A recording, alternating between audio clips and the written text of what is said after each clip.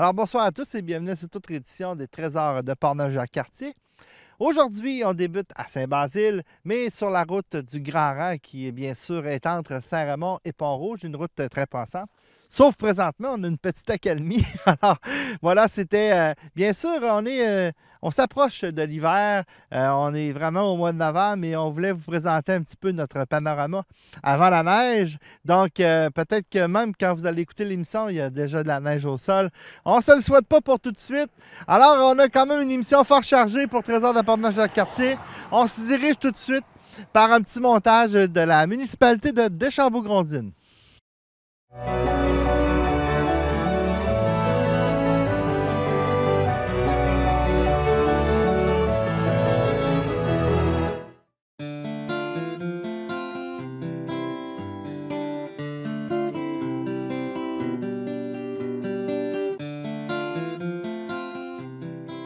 Deschambault-Grondines, c'est la fusion de deux anciens villages qui remontent au régime français.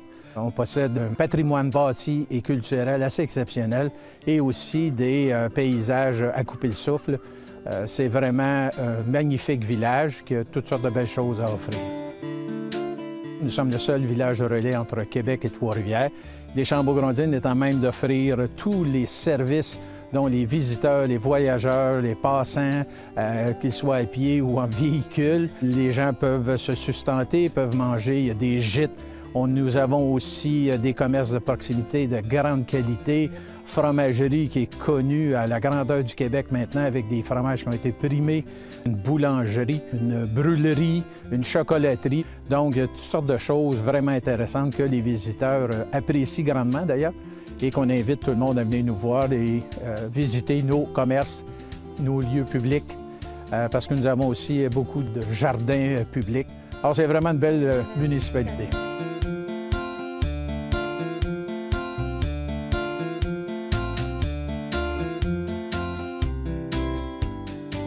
Il y a des bâtiments, quelques-uns qui remontent presque au 17e siècle. On a une dizaine de bâtiments classés. Classés, c'est reconnu par le ministère de la Culture. Ce sont des bâtiments pour lesquels on tire une grande fierté et surtout qu'on maintient l'entretien et l'utilisation de ces bâtiments-là pour toutes sortes de choses, dont des expositions ou des fêtes populaires. On est présentement dans la Biennale du lin, qui, comme son nom l'indique, tous les 2 ans. C'est une biennale qui est reconnue à l'international. Ces expositions-là se retrouvent dans différents bâtiments de la municipalité. Nous avons un marché public exceptionnel qui regroupe les producteurs et transformateurs de partout dans la région.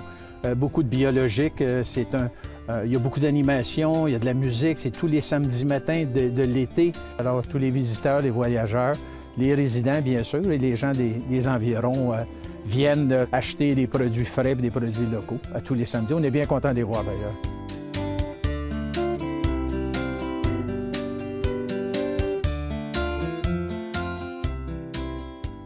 On est dans l'ancien noyau villageois de Grondines, celui que les gens ont déménagé au 17e siècle. Ici, il y avait une église, un presbytère, et on peut imaginer le moulin banal et tout. Comme c'était un lieu très inondé, on demandait à l'archevêché de pouvoir déplacer le village un peu plus au nord. C'est ce qu'on voit derrière nous, c'est le lieu d'implantation du village du 19e. Un chantier qui parcourt la terre de la fabrique, c'est un phénomène quand même très particulier et rare au Québec. Une terre de la fabrique qui a été conservée dans son état original où il n'y a pas eu de développement résidentiel. C'est extraordinaire pour nous, les gens de Deschambault-Grondines, d'avoir ce lieu-là. Les villages relais ont accordé un prix à Deschambault-Grondines pour la réalisation de ce sentier-là qui relie les 2 noyaux villageois.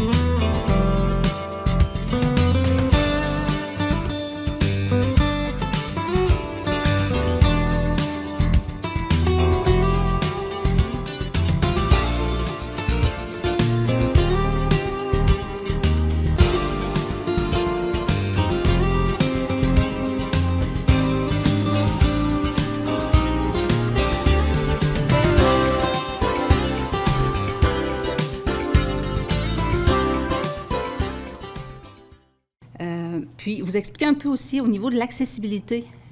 Il y a une particularité dans Portneuf, c'est que depuis 2005, il y a une loi, ça s'appelle la loi, je vais enlever mes lunettes, moi je n'ai besoin pour voir au loin, fait que...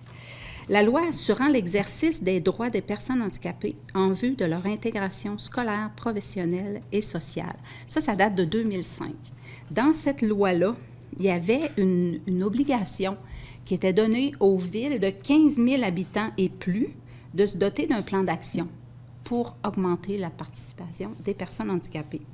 Et comme dans Portneuf, il n'y a aucune ville qui a plus de 15 000 habitants, cette loi-là ne s'est pas appliquée, disons.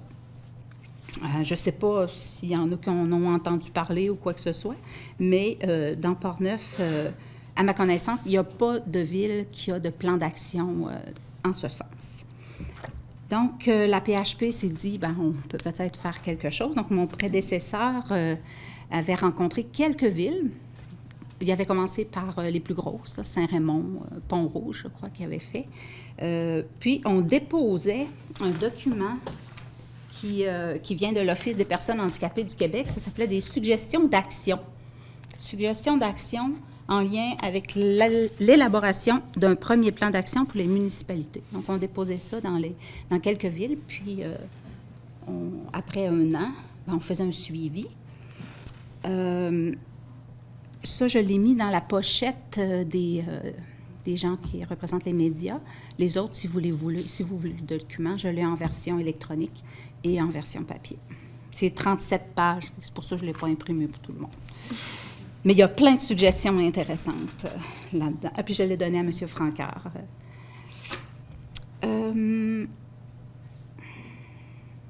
c'est ça. Donc là, quand on a voulu faire le suivi de ces documents-là qui avaient été déposés, en tout cas, j'ai commencé par Saint-Raymond, c'était près de nos bureaux, et puis on n'a pas trouvé le document. Donc, on s'est dit peut-être que c'est pas la meilleure façon d'entrer, c'est pas la meilleure porte d'entrée, mais bon, en retournant à la ville, j'ai rencontré le maire de Saint-Raymond, puis il était très intéressé à faire quelque chose pour l'accessibilité. Donc, c'est un peu comme ça que ça a commencé. J'ai rencontré la ville, on a formé un comité, on s'est dit, bien, il y a certainement des choses à faire à la ville de Saint-Raymond. Et le premier constat, c'était que ça serait intéressant de faire une évaluation des lieux. Commencer par une évaluation, puis voir où sont les besoins. Pour faire cette évaluation-là, bien, il existait des grilles d'évaluation de 150 pages. Il y en avait d'autres plus pour des restaurants, des commerces. Fait que j'en ai pas trouvé vraiment assez concise qui pouvait aider à faire cette évaluation-là. Donc, la PHP a construit une grille d'évaluation des lieux. Vous l'avez aussi dans votre pochette. Donc, c'est une grille chez à Sainte-Christine, d'ailleurs, avec la grille. Fait que l'évaluation a été faite pour Sainte-Christine avec monsieur Marcille. Oui, c'est ça. Donc, il y a quelques villes comme ça là, qui ont été évaluées. D'abord, ça a été Saint-Raymond en 2016, mai 2016, je crois. Oui, 20 mai 2016. Donc, on a commencé par une évaluation des lieux. Et comme le surintendant au bâtiment était avec nous pour la visite, il y avait des gens de la table de concertation des aînés. On a voulu faire une évaluation qui était la plus universelle possible. Parce que quand on parle d'accessibilité, de plus en plus, on va parler d'accessibilité universelle parce que tant qu'à rendre les lieux accessibles, si on le fait pour un fauteuil roulant, bien, ça va être accessible aussi pour les personnes vieillissantes, une maman avec sa poussette.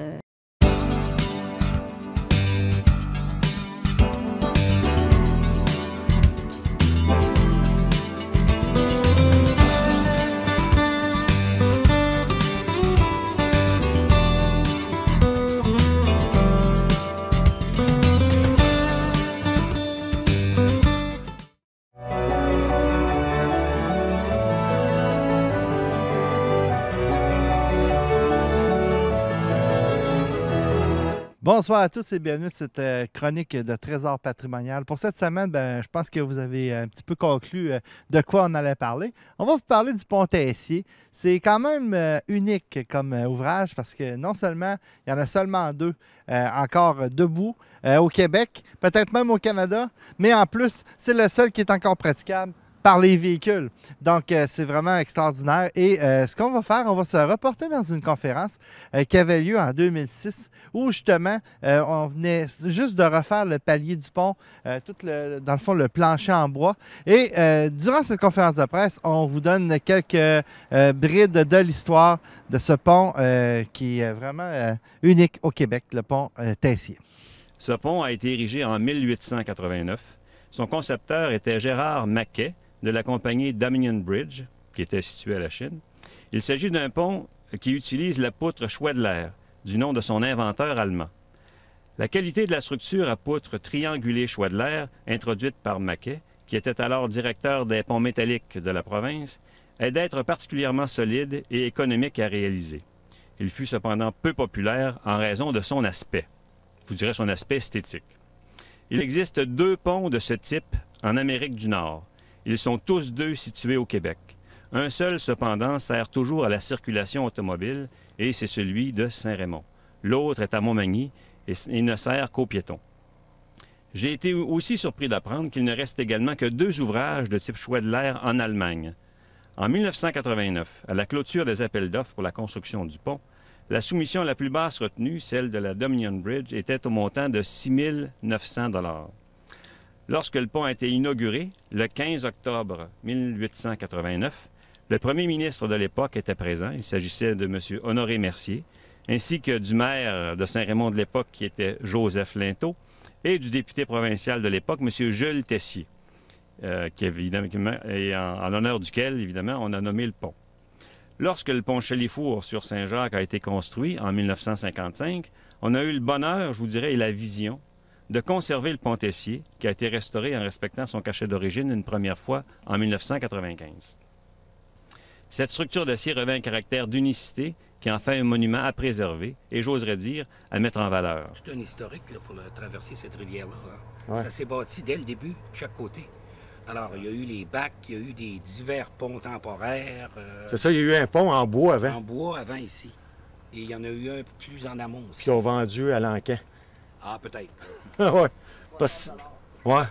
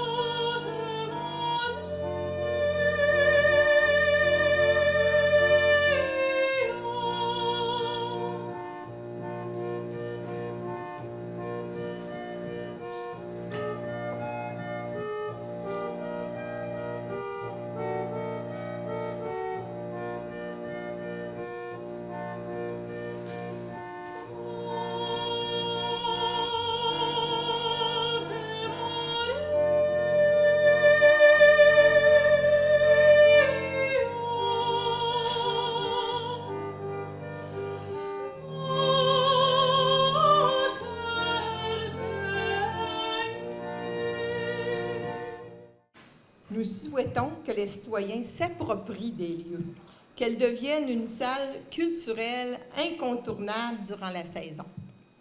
Cette année, nous soulignons la restauration de notre harmonium, qui est ici à l'arrière, dont nous sommes très fiers et nous en ferons le dévoilement un peu plus tard. Alors, je vous rappelle juste que notre corporation de la Chapelle, ce sont des bénévoles qui travaillent très fort. Mais grâce à cette corporation-là, nous avons réussi à sauver notre patrimoine bâti et culturel qui s'appelle notre chapelle.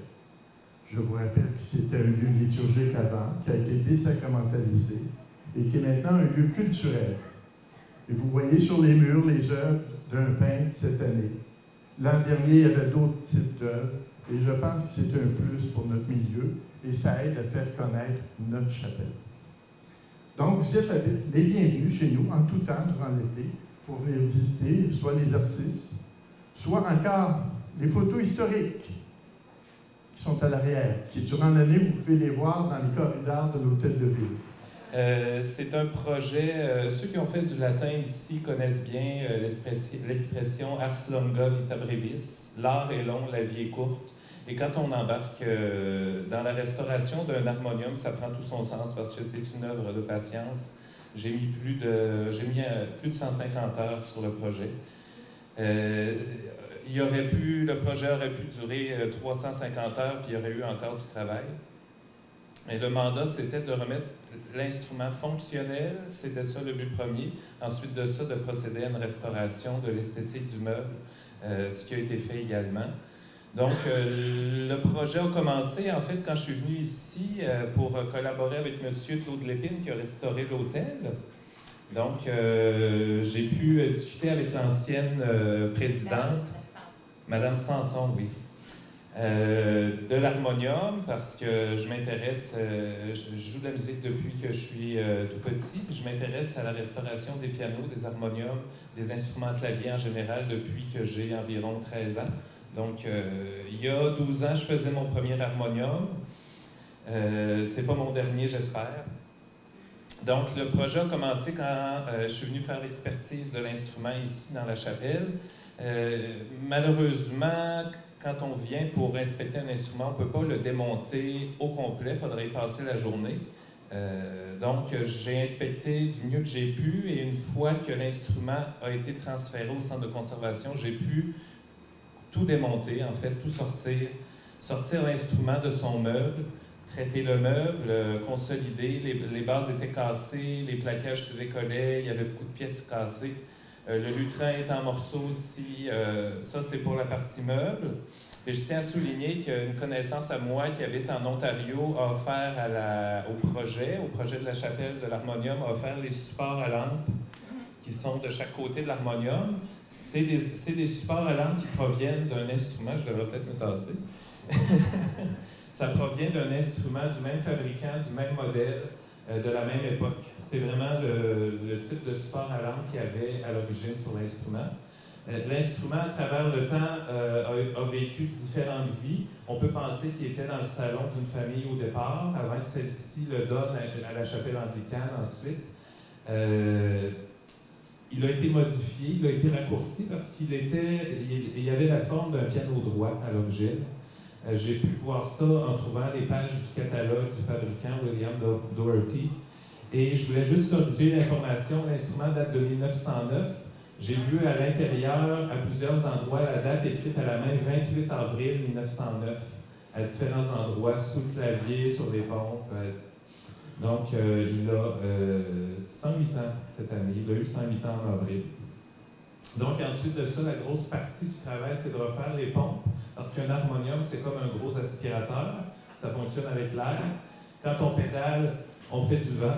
Et les anciennes pompes étaient complètement éventrées. Donc, il fallait, à la base, il fallait refaire, tout démonter les soufflets, tout refaire les pompes, commander les matériaux. Il a fallu refeutrer beaucoup de parties de l'harmonium parce que l'ennemi public numéro 1 de cet instrument-là, il y a le temps, bien sûr, mais les mythes se délectent des feutres qui sont dans les instruments de musique et c'est probablement ce qui a fait en sorte que j'ai mis beaucoup d'heures juste pour refeutrer, entre autres, les soupapes des notes, les 73 notes de l'instrument. Donc, c'est ça. J'ai eu de l'aide de Martial Buteau. Je l'ai invité, mais je ne pense pas qu'il soit là ce soir. Un restaurateur de piano de l'Ange-Gardien qui m'a offert des feutres pour la restauration de l'instrument. Donc, c'est ça. Une fois que les pompes sont refaites, on repart le processus, on réassemble, on essaie les notes, on ajuste. Il y a beaucoup d'ajustements, il y a beaucoup de mécanique là-dedans. Puis au final, j'ai dû faire un traitement à la cire pour consolider le vernis parce que tout le vernis s'effrite. Donc, pour essayer de ralentir le phénomène d'effritement du vernis, il a été traité à la cire en entier puis poli.